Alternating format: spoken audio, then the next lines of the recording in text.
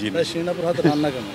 রান্না আসলে ওরা ওভাবে রান্না করে না, বুঝছেন, সেটা মানে হয়তো নর্মালি করে, ট্রাই করলে ভালো হবে। আমি আসলে সত্যি কথা বলতে আমি ওইভাবে রান্না বান্না করতে পারি না।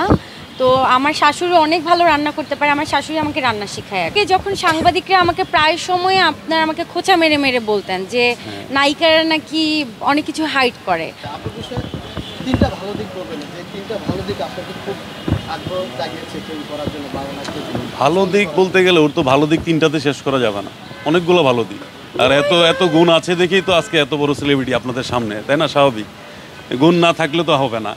আর ভালো দিক আসলে তিনটা ওভাবে মেনশন করতে যাচ্ছি না, ও ভালো, এটা হলো মেন জিনিস। তাই শিরিনাপুর হাতে রান্না কেমন? রান্না আসলে ওরা ওভাবে রান্না করে না, বুঝছেন, সেটা মানে হয়তো নর্মালি করে, ট্রাই করলে ভালো হবে। আমি আসলে সত্যি কথা বলতে আমি ওইভাবে রান্না বান্না করতে পারি না।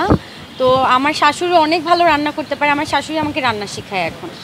আসলে ওরা এটা কাজের আমি ফাঁকে so- হয়তো বা ওদের ওরা বেশিরভাগ সময় তো আসলে আমি সো মিডিয়ার লাকি, পিছনে। আমার শ্বশুর বাড়ি থেকে কোনো রকম কোনো অবজেকশন নাই। মানে ওরা এত সুন্দর করে আমাকে মানিয়ে নিয়েছে, আমার শাশুড়ি এত ভালো, আমার শ্বশুর এত ভালো, মানে তাদের কোনো অবজেকশন নাই আমাকে নিয়ে।